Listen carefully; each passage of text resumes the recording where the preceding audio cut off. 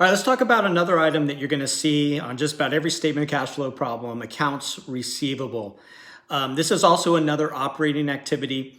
And the way we're going to evaluate this is, again, we're going to look at the beginning balance or the starting balance. We're going to look at the balance at the end of the period, and we're going to analyze this. Now, again, because this is an operating activity, we're going to have to take this one a little slower and really kind of focus in on the difference between accrual and cash.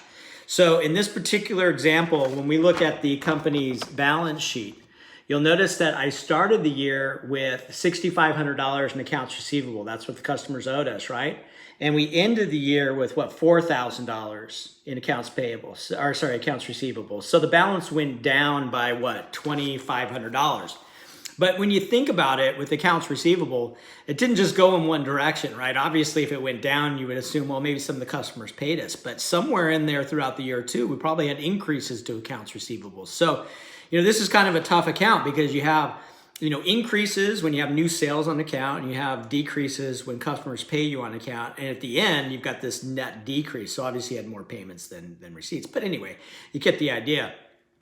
So now we need to look at this because this operating activity. Let's actually examine this using T accounts. So we can do this if we make a few assumptions. We'll do this kind of the long way, and then I'll give you kind of a shortcut at the end to make this a little easier. But this is kind of the right way to look at this and evaluate where it shows up on the statement of cash flows.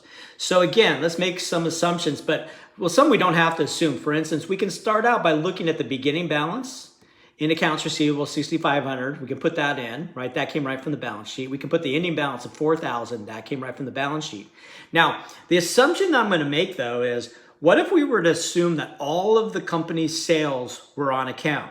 Well, if you go back to the income statement and you look at the sales, again, accrual-based sales, right? The company recorded, what, $142,000 in sales. Well, if we were to assume all of those sales were on account, then the entry that we would record, right, would be this, wouldn't it? It would be an increase to accounts receivable of $142,000. That's what would have happened, right, if they were all on account. And of course, an increase to sales of $142,000. Now, so if we think about this is kind of like a puzzle. If we know that the starting balance in accounts receivable is this based on the balance sheet, we know the ending balance is this based on the balance sheet. And now we've kind of filled in this other increase portion, right? The 142. Well, how do we go from this plus this to this balance? Well, it doesn't work. We've got another number we need to plug in, don't we? Well, that number here, if you just do the math and you just kind of plug in the number that you need to put here, that's $144,500. That's the decrease in accounts receivable that we need to get down to this balance that we know is the case at the end of the year, right? Okay, well, think about this. When do we typically credit accounts receivable? Well, we typically credit accounts receivable when we what? When we receive payments on account, meaning cash, right? So we would assume then that the debit that goes along with this credit would have been to cash, right? 144.5. So what we've done is we essentially taken the beginning and ending balance, made a couple assumptions, and then kind of worked our way back down to this balance and created the picture of what happened in accounts receivable, didn't we? Okay. Now, all right, well, that still doesn't answer our question. In order to answer our question about how we're going to record this on the statement of cash flows, we got this $2,500 difference in accounts receivable.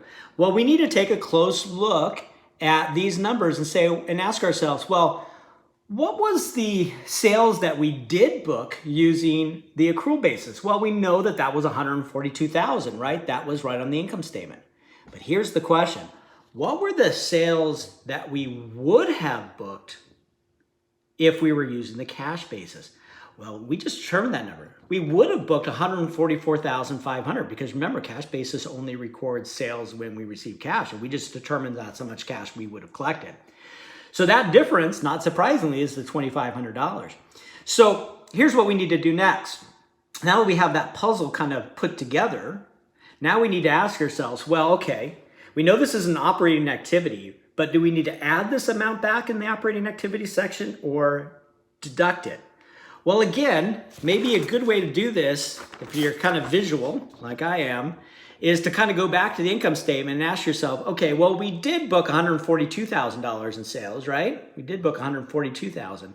But if we were using a cash basis, we would have booked $2,500 more in sales, right? We would have booked $144,500. We just determined that in the last sheet.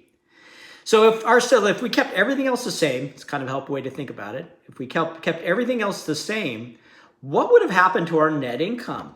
If we would have booked more sales, $2,500 more in sales, our net income would have gone up, right? By that $2,500. So on the statement of cash flows, the last step here, remember, what am I trying to do? I'm trying to reconcile from an accrual basis net income to a cash basis net income. What I'm going to do is I'm going to add that back. I'm going to add that $2,500 back because I'm saying that I would have booked more sales. I would have booked $2,500 more in sales, okay? More in sales. All right? So that's really all it is. You're just kind of isolating one thing at a time and looking about, well, if you're reconciling, you just got to remember that concept that you're reconciling from an accrual basis to a cash basis. It should kind of make sense. All right. Now I know that's kind of a long way to go through and try to analyze accounts receivable. So there is a shortcut that I put in here. And now I want to just really emphasize though, that the way I just described it is actually the correct way to analyze, accounts receivable. And by the way, pretty much most of the items or a lot of the items that you see in the operating section can be analyzed very similarly. For instance, like accounts payable is basically the same thing in reverse, right? But you'll analyze it kind of using the same techniques. But the shortcut here that I'm going to give you is what I'm going to call kind of a legal shortcut. In other words, it's kind of like you're driving down the road and, you see a bunch of cones on the side and it says detour, but that's a shortcut. You drive over the cones and, go on your way. You're not supposed to do it, but it does work. You can get way to your final destination. So this shortcut will work, and when you're in a pinch, when you need to actually just prepare the statement and you're comfortable, the theory behind it, you can use the shortcut to get to where you need to go. So for instance, here's how it kind of works. We know that accounts receivable started with 6,500, went all the way down to 4,000 in the year. So we know it went down, right? So if we think of accounts receivable, when we think of those activity in accounts receivable, we know that accounts receivable goes up when we have new sales on account, and it goes down when we collect on those accounts, right? Collect cash on accounts. So if the net of those two activities means that accounts receivable went down overall, right? Which of those activities did you have more of?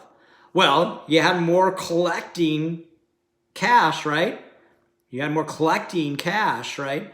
And that caused the receivable account to go down. So since you collected more cash, you're going to add it back in the operating section. Of course, the opposite would be true if you reversed it. Okay, I know that's a little bit of a mind bender, but that's kind of the way you can do it. So, if you can kind of use that shortcut, it'll always work for you. Now, again, I want to emphasize, I know that sometimes people go, oh, that makes sense. Well, yeah, it makes sense because it's easy, but it's not the right way to do it. It will get you to the right answer though. So you can certainly use those shortcuts, and that's why I want to give them to you for that. All right, but I want to make sure you do that. One other cautionary note here is it's also another thing I often see students kind of making mistakes in the statement of cash flows on is to try to just flat out memorize it. I've seen students try to get flashcards out, they try to just memorize, a decrease in accounts receivable gets added back. The problem is that when you go through all the items that you're going to ultimately go through, especially in the operating section, is there's going to be no sense there that's going to make total sense to you. So it's like you're going to just confuse yourself. I mean, no amount of memory there is going to help you. So I wouldn't suggest memorizing it. You need to evaluate this using one of two ways. Either use the long way if you have all the information that you need, or use the shortcut. And oftentimes you have to use the shortcut. It might be the only thing you can based on the information you have. You might not have all the information I had. So either way, but that will always get you the right answer. I just encourage you not to just try to flat out memorize it. You'll get yourself turned around and you will likely make a mistake. All right.